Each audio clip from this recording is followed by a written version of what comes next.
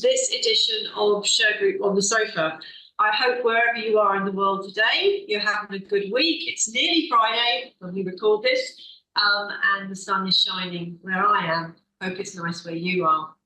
So my guest today is somebody that I've been looking to interview for a little while, and I've pinned him down, and here he is today, my friend Luke Memory. And he's going to be talking about CCJ Removal Services and his journey in business as well. So welcome, Luke. And welcome. Hi, Claire. Before we get into the interview, as I always do, just like to give a shout out to Shergroup's #1 fan, Mr. Ross Saunders, based in Norfolk, England. So hey, Rossi. Hi, Ross. And Luke's giving you a little shout out as well. So, okay, now, you might feel this is a bit strange, but I am intrigued by what Luke does because, as many of you know, I am a High Court Enforcement Officer in part of my life, and Luke's business is CCJ Removal, which he has built into a fabulous service, and we met through this service being offered, and I think it's intriguing, and I wanted to explore that with him today and get everybody out there that might have a CCJ and have the right criteria to understand what Luke and his team do. So, Luke, let's just jump straight in. I mean, what do CCJ Removal Services do? Well, exactly what you said, Claire. We help people to remove county court judgments from their credit report, be that a business or an individual, where they have the legal grounds to do so. And so what we would do is talk to clients, again, be that a business or individual, do a free case assessment as to how have they got here in terms of having the CCJ and not perhaps knowing about it, and then understand that does that present them with the legal grounds to have the CCJ removed. And if that is the case, then we walk them through a process that can end up removing that CCJ. Very good. Well, somebody's got to do that because that kind of balances the colossal amount of CCJs that are entered every year through the courts, and yes, people not, like you say, not understanding, not even knowing perhaps that they've got a CCJ registered against them. So just the clarification of people listening to this, and perhaps they're not familiar with the term CCJ. What is a CCJ as far as you're concerned? How do you explain that to people? Well, a county court judgment, CCJ, is an order made by the court that you owe somebody some money, as you will be aware, Claire. And so if you don't pay a bill and a claim is made against you, and you don't respond to the claim in the permitted time, then a judgment will be ordered against you in absence of a reply, in default.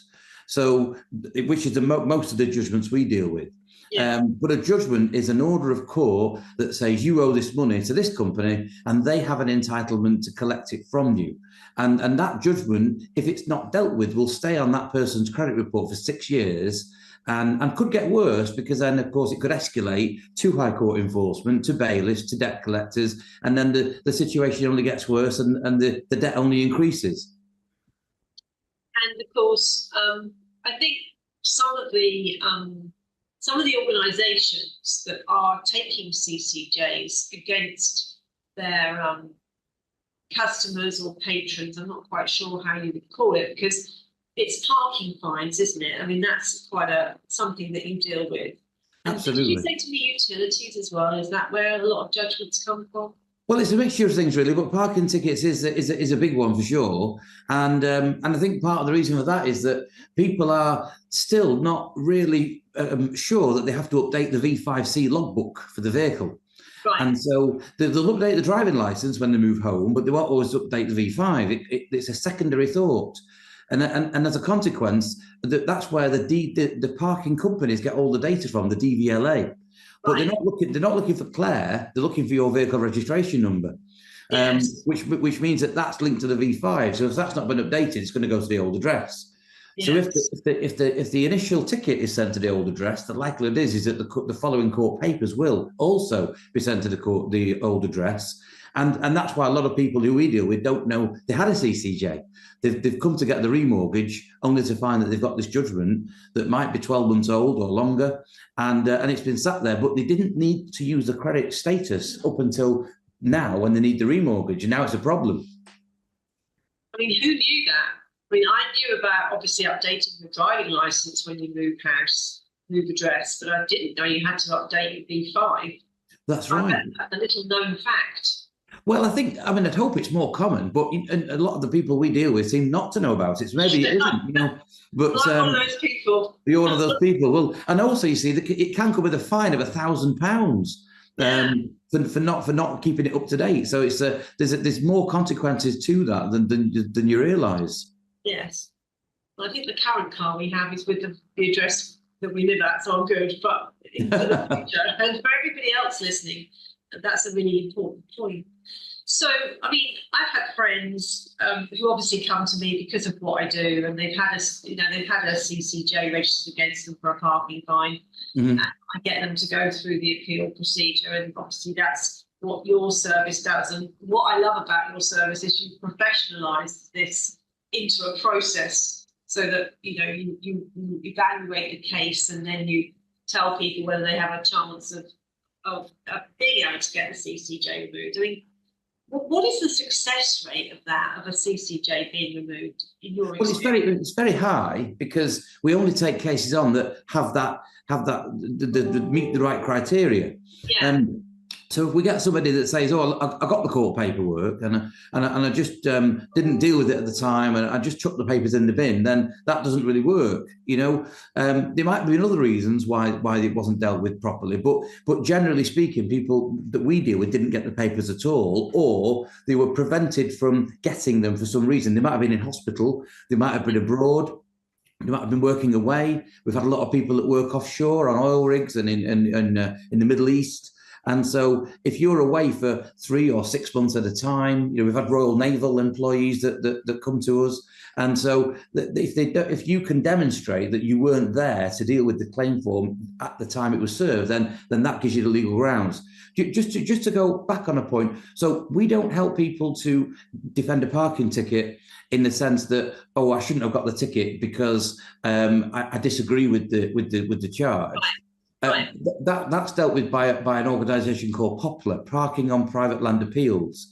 But it is unfortunately controlled and run by those that own all the parking companies. So it is the industry marking its own homework. And so what we find is that normally those appeals are unfortunately rejected, for virtually any reason. So, but we get these cases when it's gone beyond that stage and when it's gone to a judgment and where we have to go back to the court process.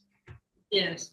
Well, I'll make my political point here, which is I don't think that I should receive a parking ticket for parking at Aldi and staying 2 minutes over my allotted 3 hours, be that Aldi or Sainsbury's. I think the supermarkets particularly have lost the plot when it comes to charging. And the hospitals. I have a big thing about hospitals charging for it's terrible.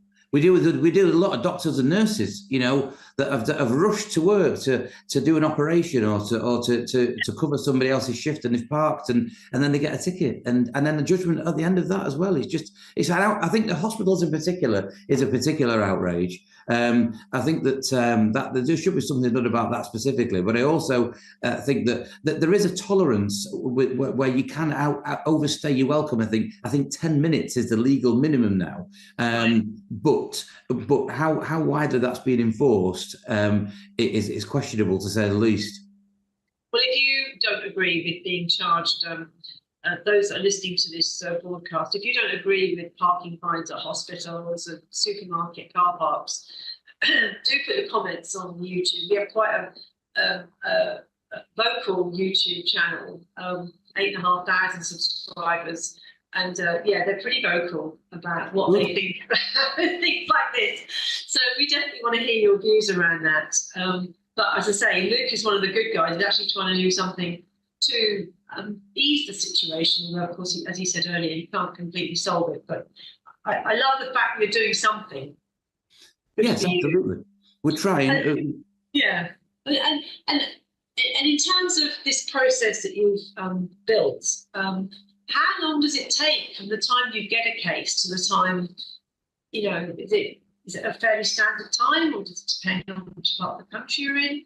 Well, the problem we've got here is that the court system at the moment is a shambles, and again, you'll be familiar with this. And so there are delays at the court. So the process that we would go through is to get a CCJ removed, assuming you've got the legal grounds, you didn't get the court papers, you're probably happy to pay the judgment debt in order to get the judgment removed.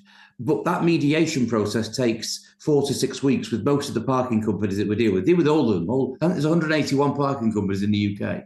And they all have slightly different processes, but it's about 4 to 6 weeks on average. And once we've got the signed documentation back from them, that has to be submitted to the court, the Still National Business Centre, and they can take 8 to 10 weeks to process everything and make a new order of court. But it is starting to take a bit longer because, again, you see, I think maybe shambles is an unfair word, but the court are not perhaps delivering as efficient service as they would like to at this moment in time, and that has been the case for a while. And it has got noticeably worse in recent times. So they must have some issues they're facing. But unfortunately, the legal professionals and the customers feel that in delays that are caused, that sometimes are unnecessary. But we have to work with that because there's no way around the court system. We've got to use it. We've got to work with it, and and sometimes we get not so much complaints, but we get people saying, look, this is taking too long now, But it's more often than not down to the court's processing and their inefficient procedures. I've seen that in many aspects of the enforcement world, where post-COVID, the world has just not got back to where it was pre-COVID. No, that's right. And so staff shortages are just almost a way of life, that I can understand it, but it's very annoying, and really for the court system to kind of be in this kind of situation, I think is really unhelpful, particularly with people themselves trying to, get out of their post-COVID situation and, increases in all of their living costs, etc. Well, absolutely. Well, I think situated, isn't it? Yeah, I think that I think COVID though is a pretty weak excuse. Yes, of course there was a backlog, created during COVID, but I mean the court service we're operating. I think what's happened is, and I think it's especially true for government organisations such as the court service. The CPS are no different. The Crown Prosecution Service, the National Health Service. We could make a list. Even Land Registry, but what's happened is that some of the practices that were at HMRC as well, that's been, and they're even considering closing their phone lines for 6 months. I know. I saw that in the Telegraph. I was exactly. So the point I'm making is that what's happened is that they have maintained their COVID procedures, not for COVID, just because they've perhaps felt that it's better for them, it's better for their staff, but it's not better for the users of the service. That's for sure. No. And let's not forget that we're all paying for these services. They don't come free. They're government services paid by taxpayers. So we're entitled to a good court service and everything else. So in terms of this process of removing a CCJ, I mean, can you give a guarantee? Can you say it's a guarantee that I don't think you can you? No, we can't give a guarantee. But we can say to somebody that you've got a case that meets the relevant sections of law. We could say that, we always say with a good, strong case, we say, look, it's 99.9% likely to be successful, which it is. In fact, it should be 100%. But again, going back to the court service, you don't know what you're going to get back from them. There's a number of people that look at these draft consent orders, and and certain judges and legal officers have different ways of dealing with them. So whilst we can say you've got a good case, it meets the relevant sections of law, and there's no legal reason why this won't be successful, but you have to fall short of offering a guarantee, because there's just that slim chance that if the judge or legal officer in the court makes an order that is a bit perverse, then you have to make an application and go to a court hearing, which is going to cost them more money and take longer. But there is a way around it. But there is always that possibility. It doesn't happen very often in parking ticket cases, especially, but it can happen. Yes, I remember many years when the rules were changed to the CPR. I think that was back in 1999. Wow. The promise to us all was that there would be no such thing as local practice anymore, and the rule book would be the rule book across the board for all courts. Okay. And whilst that was a great theory, it didn't turn out quite that way, and there is still local practice. So I do understand what you're saying. Yes. I do see that in the orders that come back from applications. So obviously you're seeing that. Absolutely. But I think for you, it's important because it's important for any court user to have certainty. But for you, getting a CCJ against you because I don't know, you overstayed your welcome in Sainsbury's is so acute. I mean, if you're going to have a CCJ against you, have it for a big reason. Not because you overstayed your parking space. Do you know what I mean? Oh, I do know what you mean, and I think that I was, talking to one of our barristers, and I actually questioned the validity at all of, is this something you should be able to make a court claim over? Because it's not like you've not paid your credit card bill or you've deliberately, avoided paying a debt. Yeah.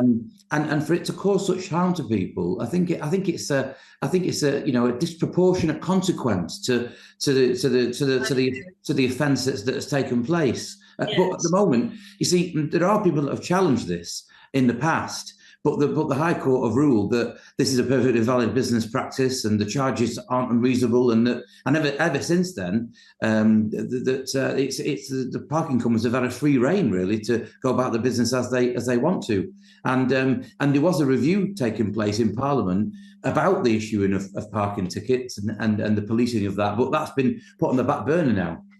And I was actually reading an article in the Telegraph myself a few days ago, and it said that there are 35,000 parking tickets issued each day.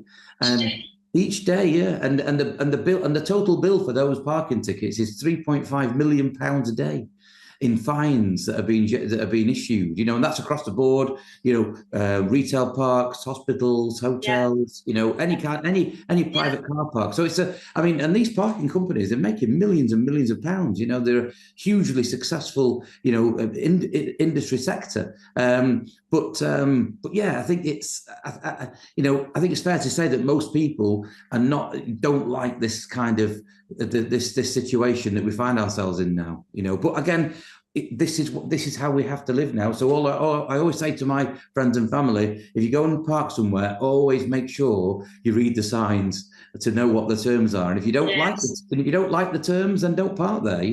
Find somewhere else to park. And another tip as well is that if you find a car park that is that you have to pay for, and is managed by a private parking company, and the machine is broken, that doesn't mean you can park for free.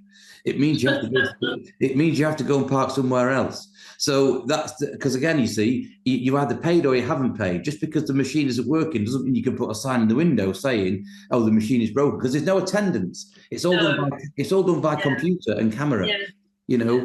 So we've had a number of those, and we have been successful with them in the end. But they're harder because the court say that if you weren't able to pay, then you're not able to park. That's the court's position on that. So what, is the whole car park empty then? Well, it should be, because if you can't comply with the regulations, it doesn't mean you can park for free. So therefore, you should go elsewhere. Even though I think it's totally ridiculous, by the way, but that's how it's been interpreted. Well, let me pin my flag to the mast. I do not like parking tickets, and I haven't had many in my life. But I think it's a stealth tax. Yes, I agree. I think it's a way of penalising the great British public, who are so tolerant. I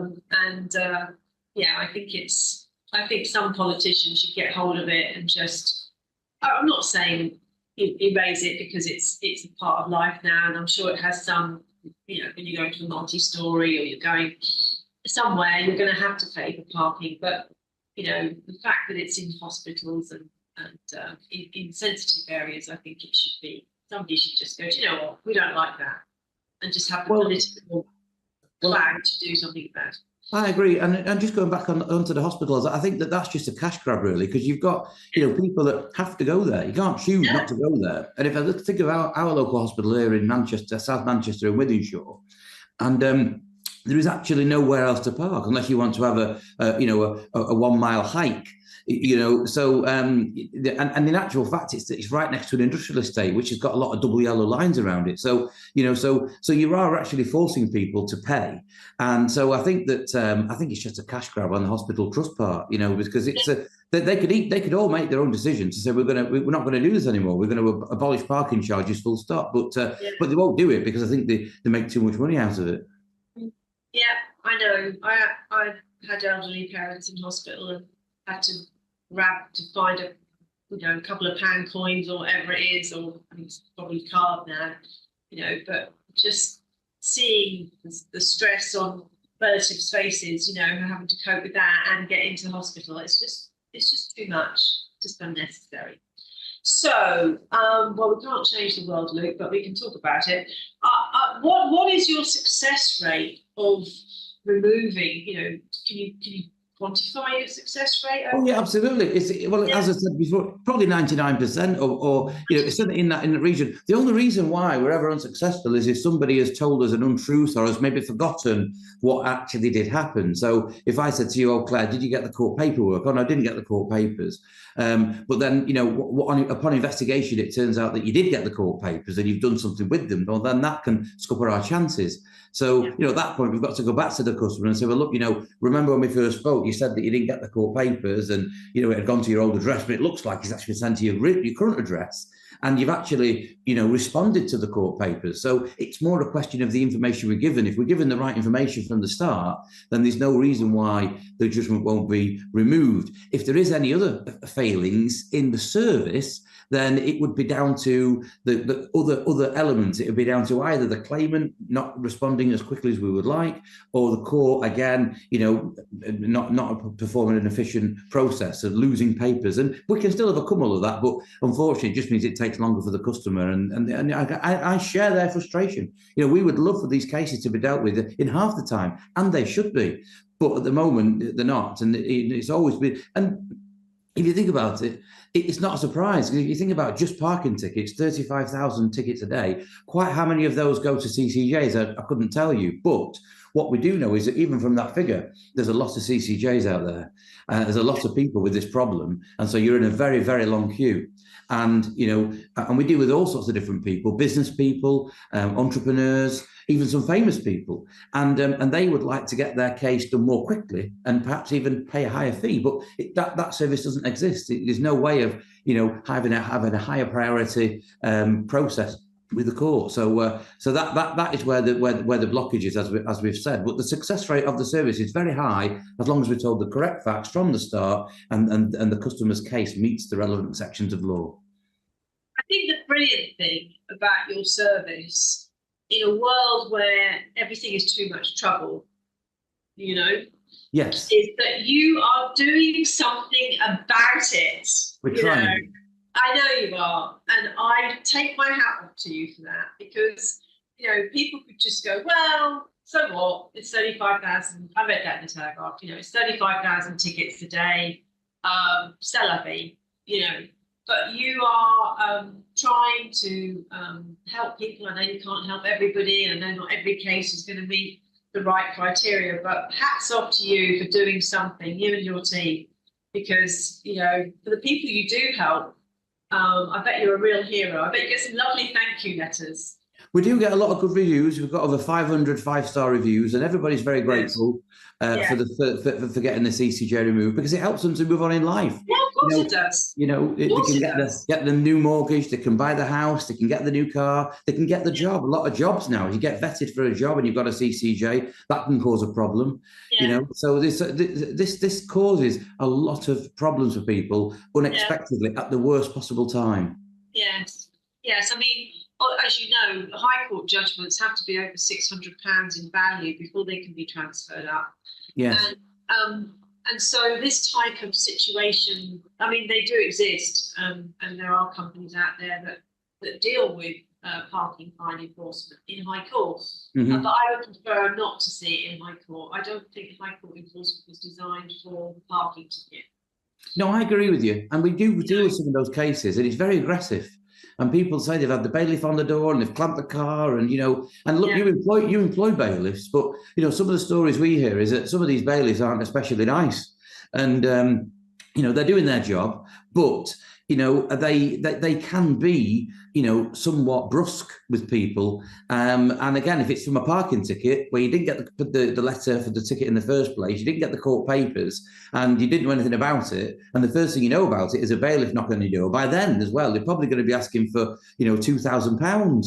So for what started off as a parking offence, is now threatening somebody with the removal of their vehicle that they rely on to get to work.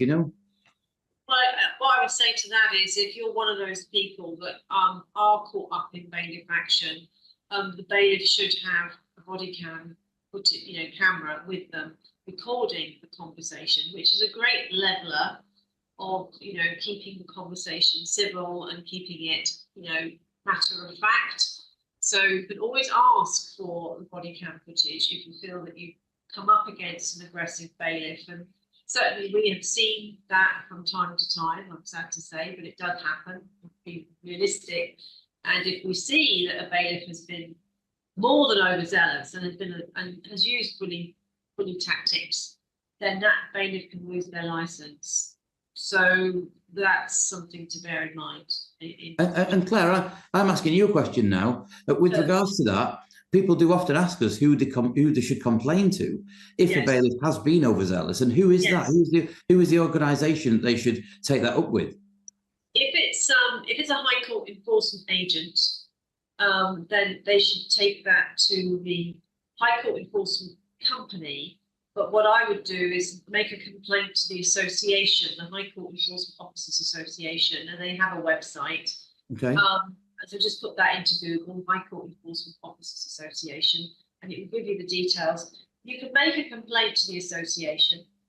You won't get a response because they'll send you back to the High Court Enforcement company that dealt with you. But at least the association is aware that there has been a complaint of kind of mistreatment. Mm-hmm. And so if that bailiff company or enforcement agency does fulfill the requirements of their complaints procedure, it will be escalated. And I have seen the association make decisions and awards against bailiffs who have not been fair to the public. Very good.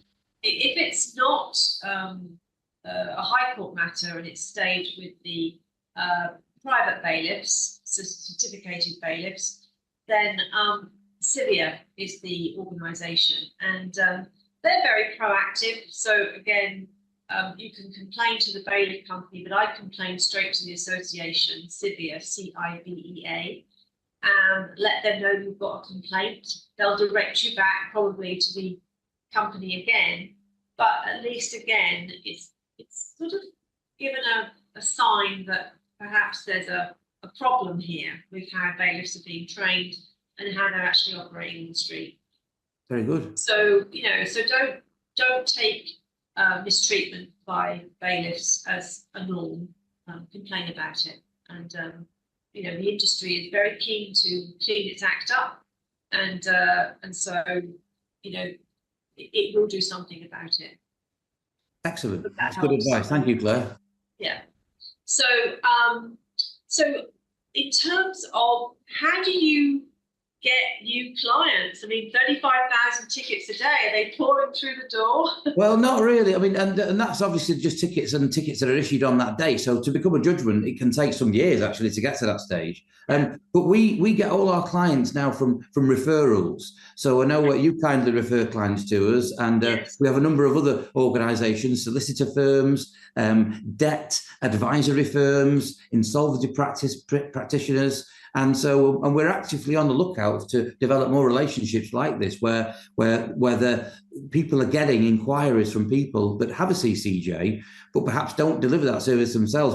So even some of the solicitors we deal with, they could do this work, but they don't do it because it's not for them. It just doesn't generate enough fee income for them. So they refer those customers to us. So that's how we get our business is by word of mouth, by referrals, and we develop some really good relationships with those organisations. And like I said, we want to expand that. So if anybody's listening that is in a financial advisory capacity that would like to have a home for such people, then we'd love to have a chat with you. Great. Okay. And we certainly have a home for your service on our website. So that's how we can pick up people who are in this situation and direct them to you. So that's good. And how do you charge for the service? Just tell people how you charge for the service. Well, it's a fixed fee. It's payable up front, and it depends on the complexity of the case. So if it's a parking ticket, then that has a fee level. If it's something more complicated, or if it's disputed, again that's different too. So it is a fixed fee service. We keep it a modestly charged. There's no VAT on our service because we're a mediation company. We're VAT exempt, so we keep the fees at a reasonable, modest level, just to cover the administration of the service. And it's normally payable up front. We can sometimes look at splitting that and taking a deposit to start the work and then a balance a little bit later down the line once the court papers are ready to submit to the court. But normally it is an upfront fixed fee, and it's very transparent what our fee is, what the court fee is, and the combination of the two. Yes. I mean, having spoken to you and dealt with you on a number of occasions as we've kind of got to know one another. I mean, you are the most straightforward fella. So that's, really, I feel that anyone that comes to you with the problem is just going to get a straightforward, sensible service that they can rely on. And that's absolutely why I to you.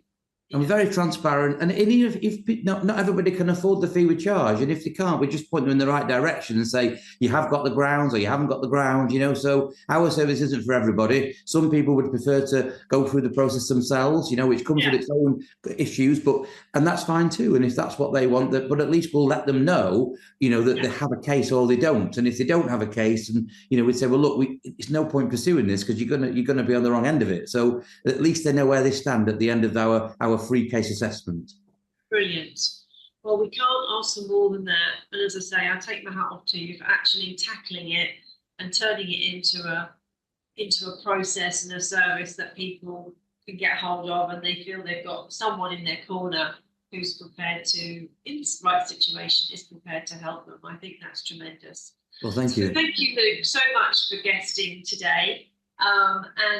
Please visit Luke or his business at CCJRemovalServices.com. I'll put all the information in the show notes to today's show.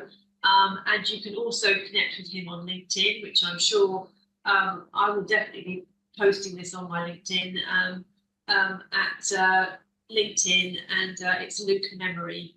So you'll find him, just put that in the search bar and he'll come up. But I've got his full LinkedIn page here. So thank you so much, Luke. Thank you. Yeah, thank you. I know you probably think it's weird. Why is she kind of batting for people that have got CCJs against them? Well, that is a good question. And the answer to that is because being a High Court enforcement officer is about one of balance, the balance of the rights between creditor and debtor, and not really taking one side or the other. So in this particular discussion, I am very much on the side of a debtor who, there for the grace of God go I.